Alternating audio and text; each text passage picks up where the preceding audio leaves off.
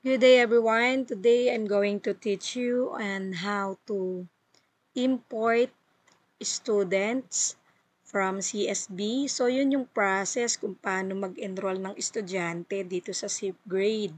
So gagamit tayo ng Microsoft Excel para magkaroon tayo ng CSB file.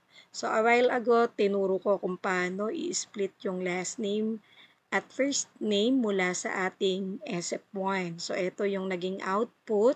So, kailangan natin ng isang column sa left side. So, mag-insert tayo. Ito yung paglalagyan natin ng SIPGrade ID. So, sa SIPGrade ID, pwedeng 3 pataas na digit. So, for the purpose of this tutorial video, 5 ang ating gagamitin. So, halimbawa ay grade 3, so 3. O section 1, 01 yung i-code natin. Halimbawa, ito yung unang bata, so 01.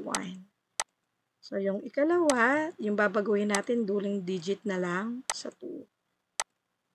Center natin. Ayan. And then yung kasunod, no need nang mag-copy-paste. Gumamit na lang tayo ng shortcut technique. Ayan. So, that means kung 1 to 50 yan, or 50 yung pupils, so hanggang dulo yan. After nun, yung pagsisave. So, punta lang tayo sa file and then click save as. Kasi yung default is .xls yung file niya. So, ang pipiliin natin dito ay, ayan, itong CSB Macintosh. And after nun, click save. Click OK. Ayan.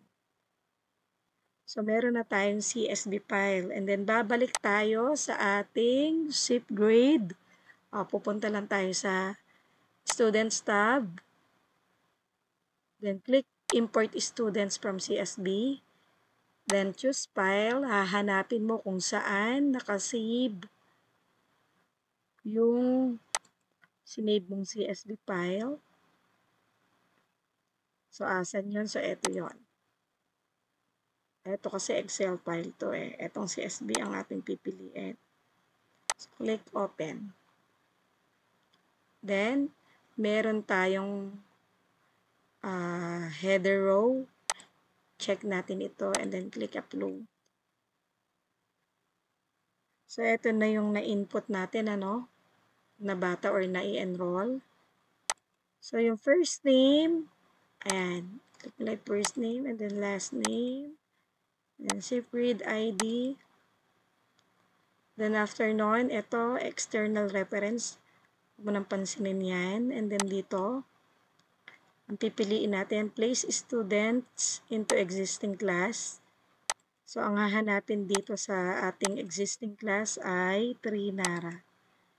Then, click next. Ayan. A total of 8 students were added. So, kapag pinuntahan natin yung classes,